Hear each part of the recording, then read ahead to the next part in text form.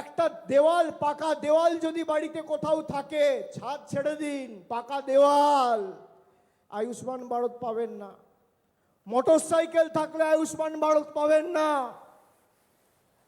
আর মমতা ব্যানার্জির স্বাস্থ্যসাথী, টিভি থাকলেও পাবেন, না থাকলেও পাবেন, বাড়িতে ছাদ থাকলেও পাবেন, না থাকলেও পাবেন, মোটরসাইকেল থাকলেও পাবেন, না থাকলেও পাবেন, হাতে স্মার্টফোন থাকলেও পাবেন, না থাকলেও পাবেন। কি চান আপনারা, আয়ুষ্মান ভারত না স্বাস্থ্যসাথী? কি চান আপনারা, আয়ুষ্মান ভারত না স্বাস্থ্যসাথী? গ্যাসের দাম দেখেছেন? গ্যাসের দাম, আমি স্যালুট জানাই এই জেলাকে। মহামতি গোখলে বলতো না, what Bengal things today, India things tomorrow.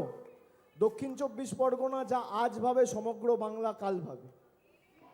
আমার স্যালুট, যে এত চেষ্টা করেছে, তাও মায়েরা, দিদিরা, ভাইয়েরা, সমবয়সী সতীর্থরা দাঁত ফোটাতে দেয়নি একটা বুথে বিজেপিকে।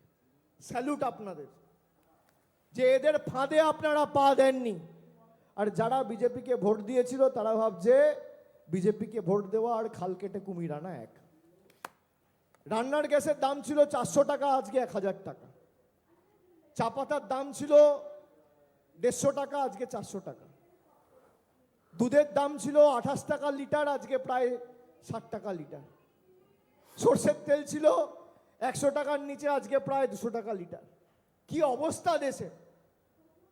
আপনি ভাবুন কাকে ভোট দিয়েছেন।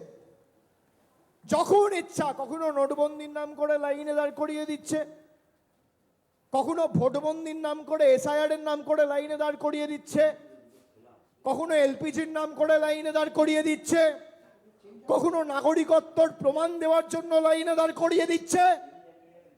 আরে আমরাও লাইনে দাঁড় করিয়েছি। মমতা বন্দ্যোপাধ্যায় লাইনে দাঁড় করিয়ে দুয়ারে সরকারে পরিষেবা দিয়েছে। মমতা ব্যানার্জির সরকার লাইনে দাঁড় করিয়ে যুবসাথীর ভাতা দিয়েছে। একদিকে দিদি দিচ্ছে, আর একদিকে মোদী সরকার নিচ্ছে। আপনি কার সাথে থাকবেন সিদ্ধান্ত আপনাদের সকলকে নিতে হবে।